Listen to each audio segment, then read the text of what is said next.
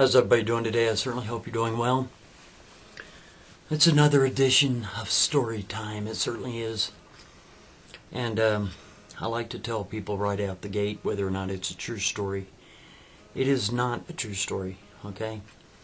And it is just a story that Monty has crafted.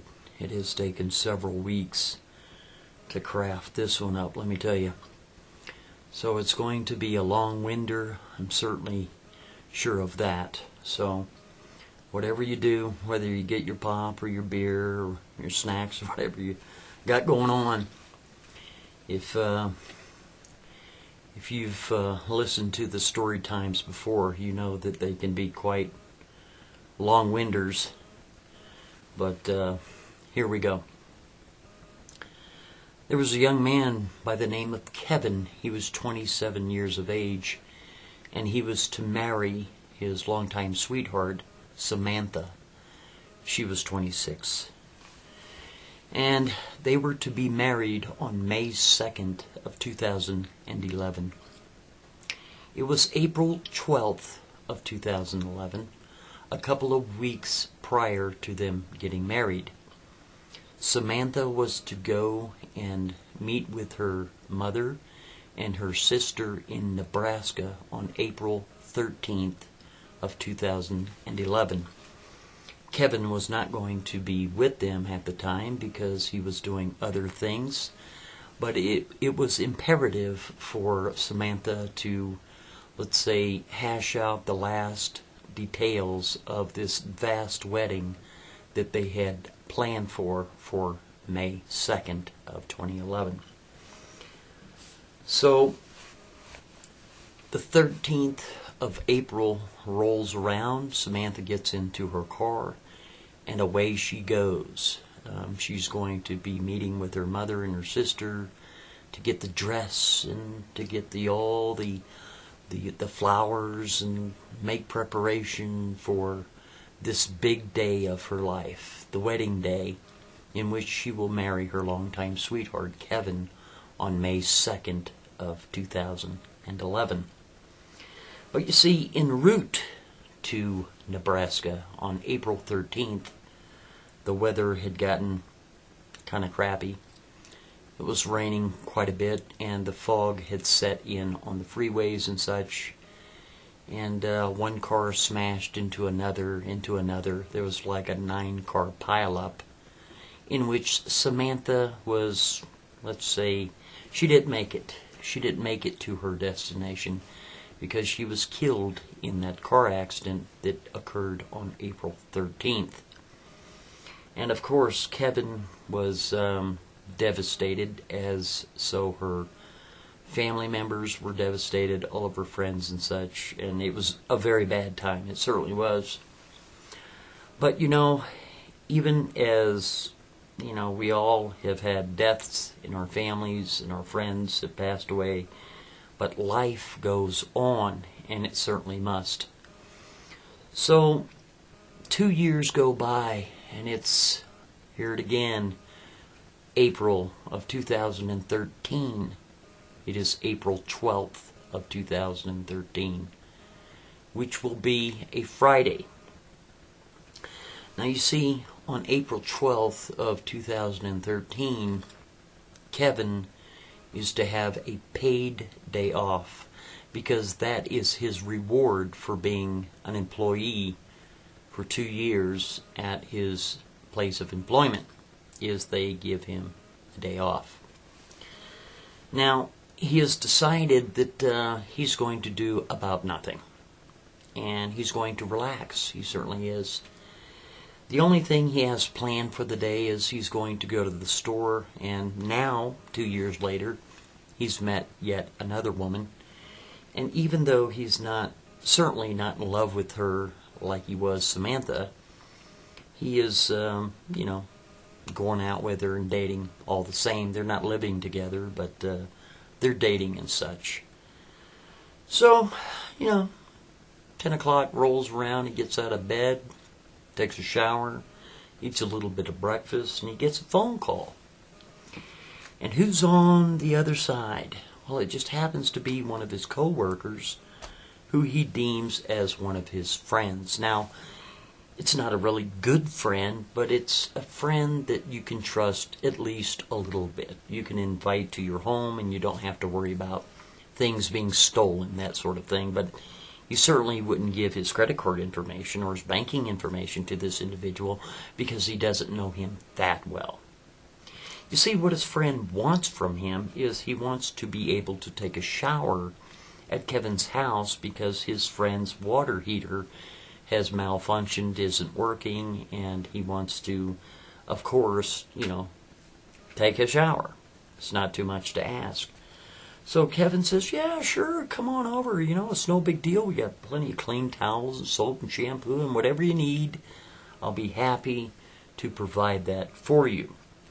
So his friend comes over and he's trying to comfort his friend as best as possible under this situation. But he tells his friend, he says, I have to go out and I got to go to the store. I got to pick up some beer and wine and food in preparation because, my girlfriend's coming over and we're going to have a good time and so on and so forth. But hey, you make yourself at home. Like I said, you got plenty of towels and soap and whatever you need. Just make yourself at home. Get some coffee, there's plenty of food in the refrigerator. You just do your thing.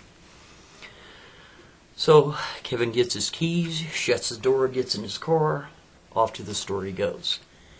He comes back about an hour and a half later, and he notices that the door is ajar. He's like, listen, I know damn good and well I shut that door when I left. Why is it ajar? So he opens up the door. He's calling out his friend's name throughout the house. No answer. And just on a hunch, he goes into his bedroom and he looks in the closet area there where he keeps his valuables, his watch and rings and, what little bit of cash that he has laying around and such. It's all gone. It certainly is. And he's thinking to himself, what's going on? Maybe my friend is in danger. Maybe there was a home intrusion. And maybe my friend is in some sort of peril. So he puts a call into his friend on the cell phone there, and his friend doesn't answer. So he decides to, try to get him on Skype or send him an email or something to have some sort of communication. Nothing. About 10 minutes goes by, and he gets a call. And guess who's on the other side? It's his supposed friend. Yeah. And his supposed friend is laughing at him and ridiculing him for allowing him to come into his home and leave him there all by himself with Kevin's worldly possessions for the taking. Yeah. His friend thought that was a real joke. He thought it was really funny and how stupid Kevin was for doing such a thing, and he deserves everything that he gets for allowing that to happen in the first place. And then hangs up the phone.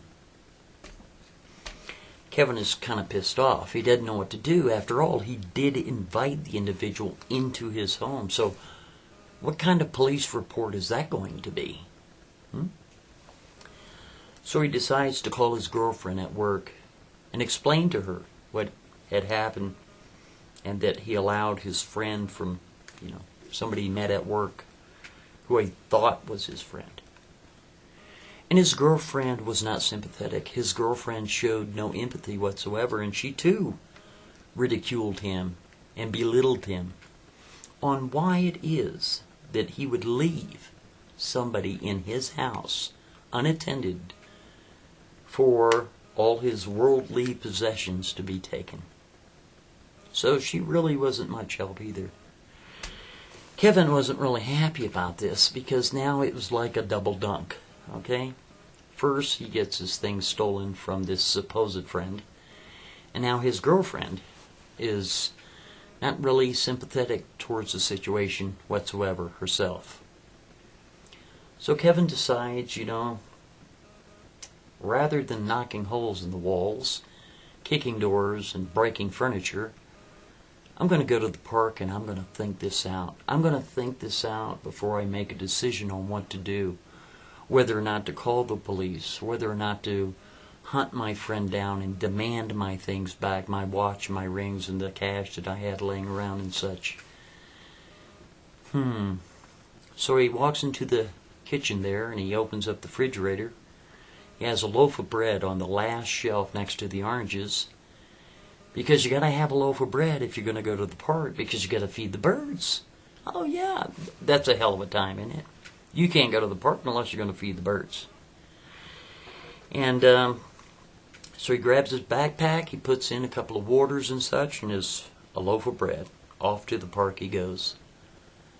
He gets to the park and he starts chumming the birds. I tell you what, there's all kinds of birds you could even shake a stick at. There's doves there, and pigeons, and crows, and little black birds, and magpies. There's all kinds of birds there. There must have been 50 birds there. He's just feeding them and chumming them all and carrying on about. He goes through a half a loaf of bread like in no time, you know. Then Kevin got to thinking to himself, as he's seen all these birds here, he gets to thinking, you know what? The only reason why these birds are here is because I have something that they want. And just as a test, I'm going to take the half a loaf of bread that I have left and I'll put it in my backpack. And I'm not going to give these birds any more bread. And I'm going to see how long it's going to take these birds to leave, because I have nothing more to offer. Because you know what? It doesn't matter what you look like. It doesn't matter how big you are. It doesn't matter how small you are. It doesn't matter if you're bald or if you have glasses or if you're heavy or you're thin. It doesn't matter.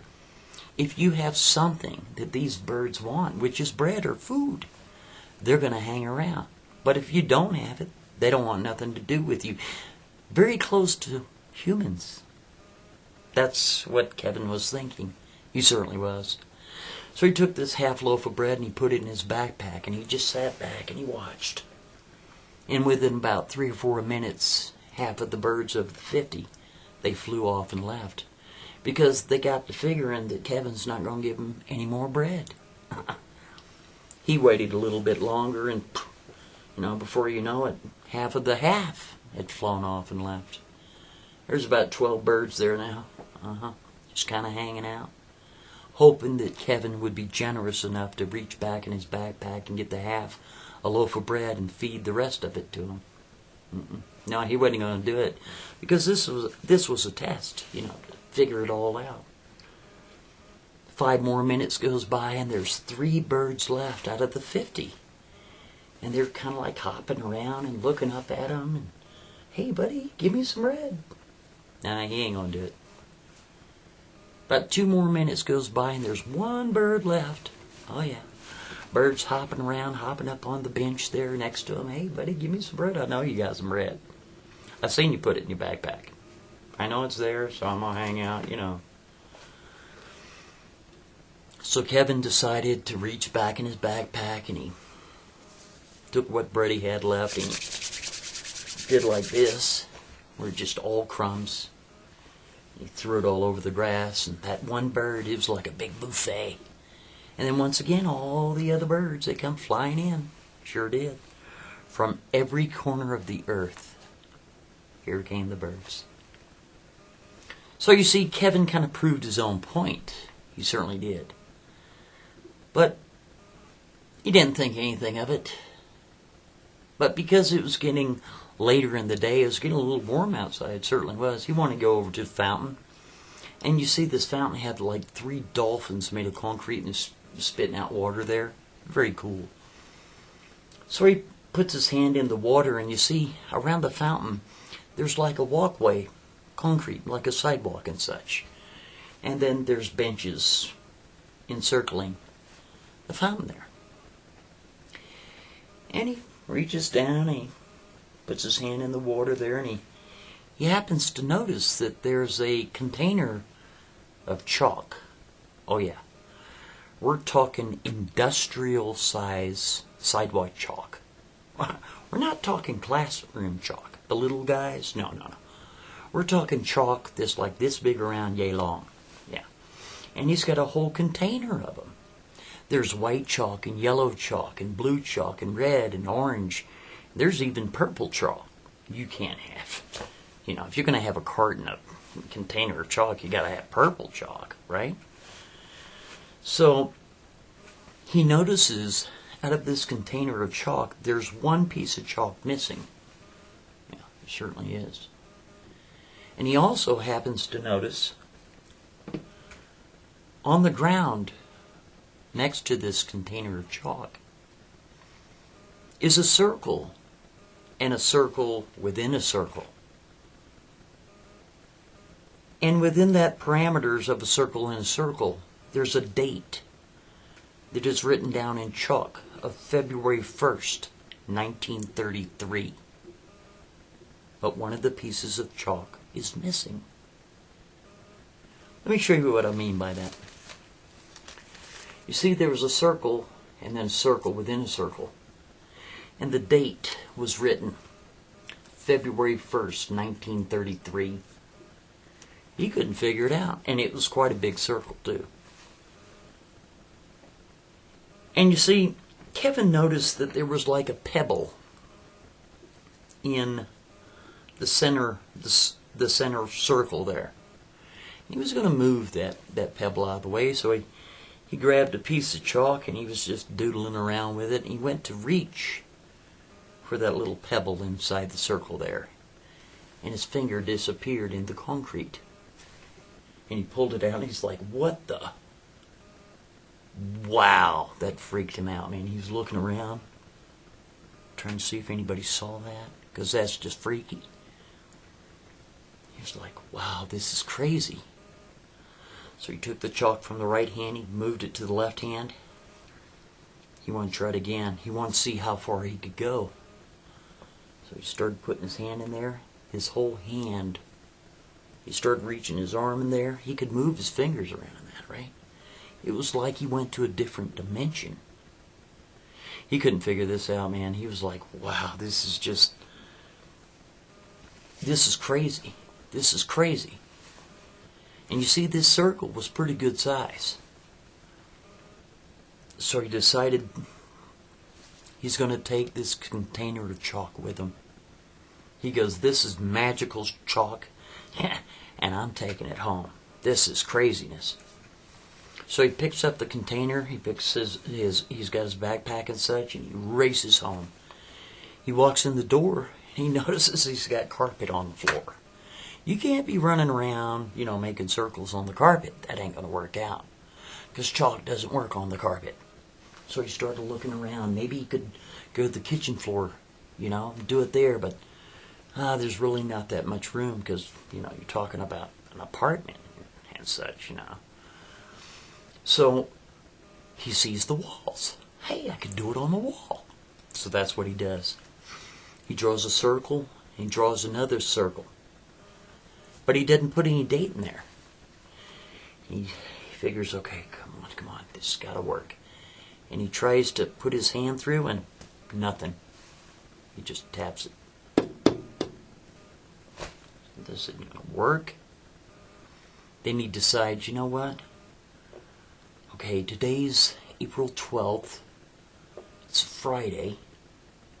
Maybe if I put in April 13th, 2013, I'll be able to do it. Yeah, that's what I'll do. Because after all, it was written down February 1st, 1933, for whatever reason. So that's what he did. He drew a circle on the wall, and then he drew a circle within a circle, and he put April 13th, 2013. Just like that. Right? So he went up to put his hand through the wall there, and sure enough, his hand went through the wall. He had his whole arm in there. He's moving his hand around. He's like, wow, this is a trip. This is the key. You got to have a date within that area, right? He's like, okay, what to do? What am I going to do? Because I can't quite fit my whole body in that circle. I'll move the couch out of the way and make a bigger circle. That's what he did. He moves the couch out of the way. He moves the lamps and everything. He's moving all the cords, unplugging everything, lamps and such.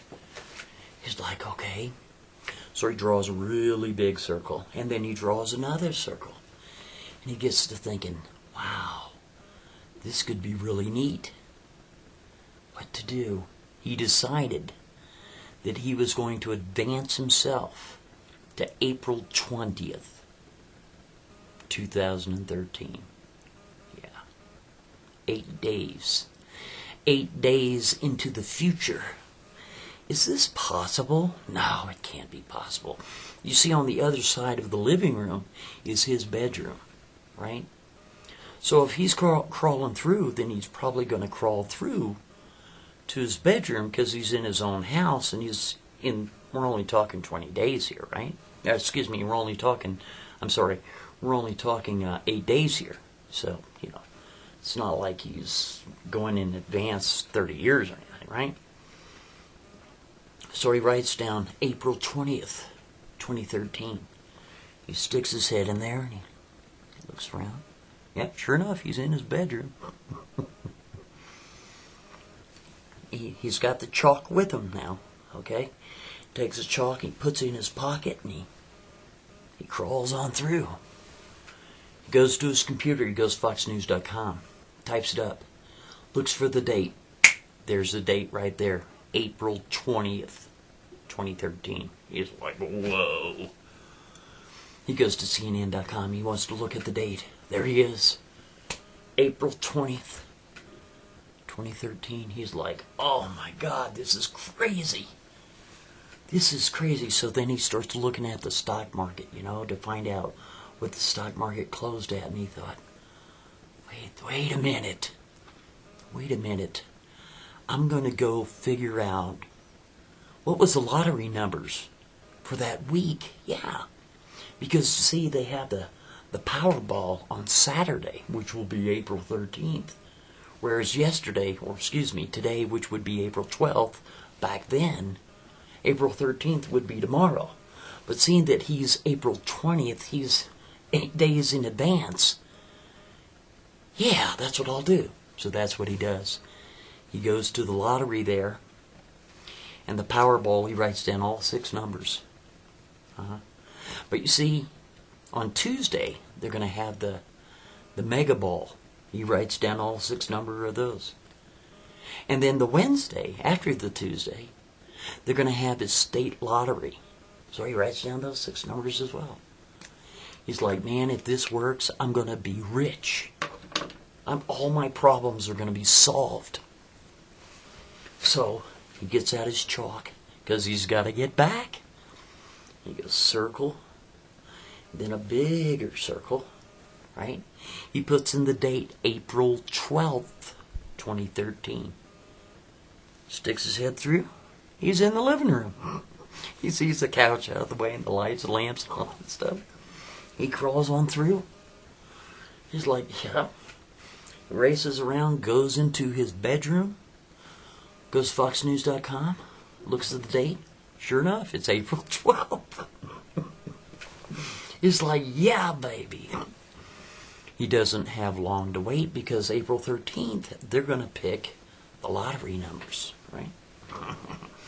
He can't wait, but you see, he can't tell anybody about this chalk. No way. Because you see, he trusted his friend to come just take a shower, okay? Because he was trying to help his friend out, and his friend burned him. And then when he called his girlfriend, the other person that's closest to him in life, she ridiculed him as well. So she can't be trusted. Nobody can know about this. So he took his chalk that he had in his pocket and he put it back in the container, and he took the container and he just put it in the closet somewhere. I mean, who's going to take chalk? Come on, quit it. Nobody. Okay? Saturday rolls around, he sleeps in, he's feeling good, he's feeling pretty excited. This can't be. Could it be? Could it really be? Well, there's not long to find out.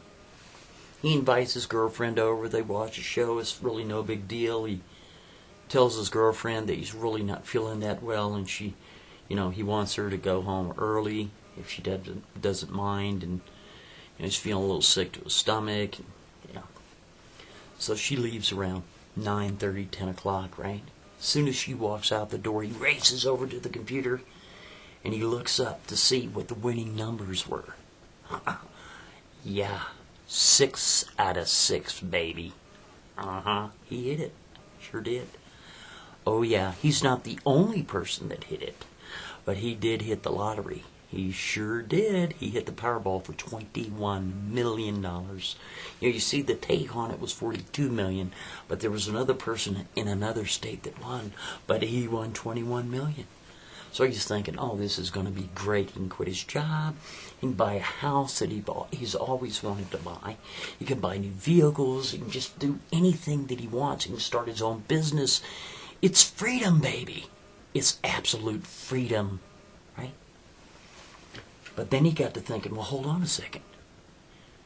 I got the numbers for the Powerball. They're going to have the Mega Ball on Tuesday. What if I hit that one too? And plus, I got the numbers for my state lottery. What if I hit that one too? I could be in trouble. Nobody's going to believe that I hit the Powerball, the Mega Ball, and the state lottery all in a row. That would be impossible. What am I going to do? So Monday rolls around. He goes down to the lottery office, fills out all the paperwork. He shows his ID, and he's standing there taking pictures with a check. All money hurts. Tuesday rolls around. They call the Mega Ball numbers. He's got 6 of 6. Sure does. $120 million. He's the sole winner. Yeah, I sure did. It's awesome. He's like, how am I going to explain this? Wednesday rolls around. He's got the state lottery there. $7 million in his state. Yeah, 6 out of 6 numbers. He's the sole winner. Isn't that neat? It sure is. But you see, he goes down to the lottery office on Thursday to turn in the tickets that he won for the Mega Ball and the state lottery. And it's kind of hard to explain to them how this happened. Because after all, he won, the Powerball, the Mega Ball, and his state lottery. They're looking at him like, yeah, sure you did. You cheated somehow. He's like, well, listen, if I cheated, that means you cheated. So you got to pay me. So they did pay him. It's no big deal. But you see, with that money came who? Came all the birds. Yeah. All the birds from every crevice of life, baby. We're talking about family members, second, third, fourth, fifth, sixth, seventh, eighth cousins, right? We're talking friends you never even dreamed of. And even the guy, his friend, his supposed friend, that stole his rings and watch and cash that he had laying around, just had the audacity to call him up and say, hey, buddy, can you help me out? Right? Yeah, that's exactly what happened. And of course his girlfriend was so supportive, right? So what did Kevin do? Yes, Kevin did. He bought houses, and he bought cars, and he bought jewelry, and he quit his job, and he invested, and he bought gold and silver, and everything that you can imagine he has. He certainly does. And he's got all these friends and all these family members coming from every crevice of society, just like all them birds at the park. Oh yeah, because they want his bread, baby. They do. It doesn't matter what you look like. It doesn't matter how much you weigh. It doesn't matter your age, baby. You got the bread and we want it. So we're going to hang around till it's gone. Yeah, that's what it's all about. Whew. Boy, what a ride. It was a ride, baby. So about mid-June, here it was. You can only party so much. You can only travel so much. You got it all. You got absolute financial freedom. Everything you could ever want, you have. So you see, after that party, here it is, mid-June. Yeah, he's by himself. Everybody had left the house. The party was over. Kevin wasn't really drunk. He was feeling good. He had a couple. But he started thinking to himself, I got it all, but what am I missing? What do I wish that I had that I can't have? That would be Samantha. Because, you see, Kevin never forgot about Samantha. Oh, no. Because he was supposed to marry Samantha back in 2011. On May 2nd of 2011. But you see, on April 13th, Samantha died in a car accident because she was to meet up with her mother and her sister to figure out the final details of that vast wedding that was in preparation for May 2nd of 2011. So what did Kevin do? Kevin decided that he was going to go into the closet where he kept his chalk. Oh yeah. Because it's time to take a trip. Oh yeah. It's time for Kevin to go back and to see if he can obtain what he lost. Is it possible? Because after all, it must be possible. Because he has already proved to himself and the world that these sort of things are possible. So he's feeling a little good, I have to admit. He's not obliterated. He's certainly not trashed, but he's feeling good. He can certainly draw a circle. That's what he does. He moves the couch out of the way, and he has some exquisite artwork. Yeah. He has some vases made of cloisonne. He's moving the vases out of the way. He grabs his chalk. And he draws a circle. And then he draws another circle. And in the parameters of that circle, he writes down April 12th, 2011. He sticks his head through there, looking around. Yeah. He's in his house, but it ain't his house. Because he's not living there. It's not his furniture. He's in somebody else's house. So he's got to be careful. Because, he could get shot being in somebody else's house, right? So he crawls through there. He quickly leaves that house. He certainly does. He goes to his longtime sweetheart's workplace, Samantha. And he tells, there's an emergency, I need to talk to her. People at work, I'm her fiance, it's an emergency, I need to talk to her, it's a family matter. So she comes out to the lobby area and he says, Samantha, I have got to talk to you. I need to talk to you in private. So they go outside and he's trying to explain to her. He says, listen, Samantha, I know this is going to sound really crazy, okay? He goes, but I'm telling you, I'm from the future. I'm 2 years from the future, and I can tell you exactly what's going to happen. And if you do not listen to me, you're going to die.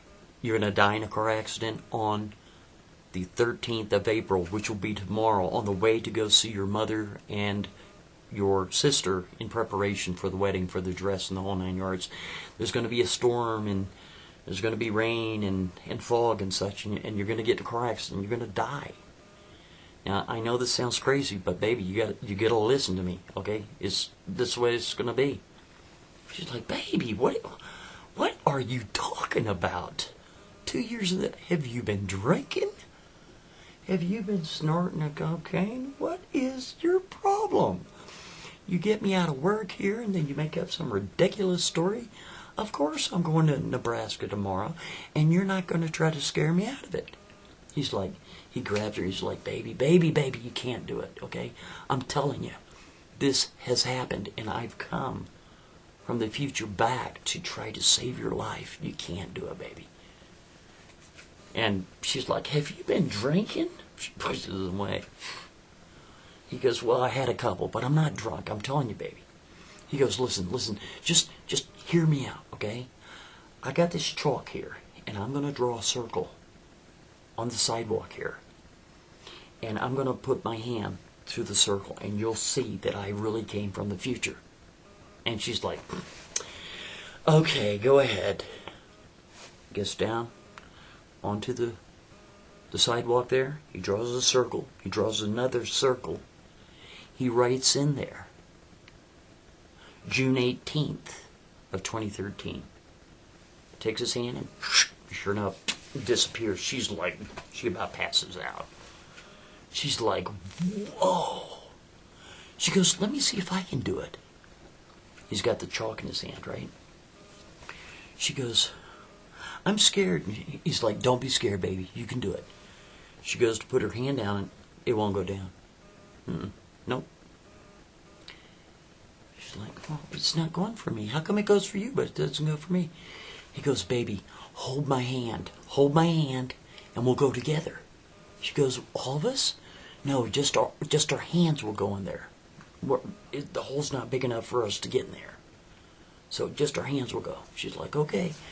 So got her hands, and yep, sure enough, both hands go through, and she's like, oh, she's about ready to pass out. So she's like, you know something? This is crazy. This is the weirdest thing, and this is the craziest thing. And how do I know that you're not the devil? How do I know that you weren't sent here and you're like demonic or something, or there's something going on here? I just don't trust it. She goes, I need a couple of minutes to think about it. You know, you want me to go with you to who knows where. You know, it doesn't sound right.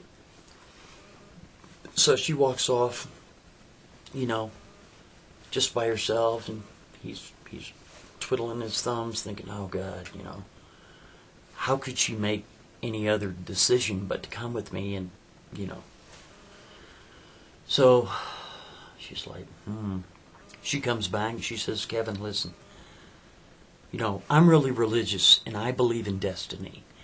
And if my destiny is to get in my car and go to see my mother and my sister in preparation for our wedding, it's for our wedding on the 2nd of May.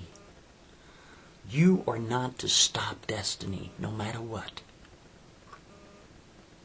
And Kevin is like, but baby, I got everything. I got millions of dollars. I got houses and cars, and I got everything you could ever want.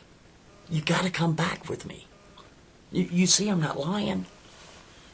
She reached down, she took his hand and says, listen, baby, you cannot manipulate destiny. You can't do it. And I'm going to go see my mom. I have to. I have to at least try. I'll be extra careful because now I know what's going on. And Kevin was like, oh, man. So Kevin had an idea. He sure did. He's like, I tell you what. I know you're supposed to go by yourself, and I was supposed to work, you know, tomorrow, which would be the 13th of April. But I tell you what, I'm going to drive you there. How's that? Is that okay? How about if I drive you to your mother? You can do your own thing. I'll just, you know, hang out, you know, do my own thing and let you guys do whatever you do. But I'll drive you there. How's that? She's like, yeah, that's a great idea. So that's what they did. Sure did. He gets in the car. They get all their stuff ready. He's driving. He's being extra careful because he knows, you know. I mean, that's the way it was. That's the way it happened. He's driving the car. Sure enough, here comes rain. Starts sprinkling. He's like, okay, I need to really pay attention here. His fog starts rolling in. Sure does. And he hears the screech. He hits the brakes, and they start... They hit a truck hits them, a car hits them, and clink, clank, clank. But guess what? They're fine. Nobody dies. Nobody gets hurt. The car's in bad shape, but nobody dies. Okay? They make it to her mother's house, meet up with her mother and her sister. Everybody is fine. May 2nd rolls around. Yeah, And Kevin and Samantha are married. They certainly are. Just the best wedding. I swear it was. Right? So, instead of going on their honeymoon to, let's say Hawaii or maybe some exotic island somewhere, right? Where did they go? Where did they go? I'll tell you where they went. It was just him and her. Yeah. They spent the night at a really nice hotel somewhere. They certainly did. Had a very romantic evening. And the next morning they woke up. They checked out of their hotel. And they went to the park. Yeah. They went to the park with a loaf of bread to feed the birds. Yeah. To feed the birds. And they both fed the birds. And once they gave all of the bread to the birds, Kevin got out his chalk. Yeah. And he drew a circle. Big circle. Large, really big circle. And then he drew another circle. And the date that he put on there was July 4th, 2013. He grabbed his wife by the hand and whew,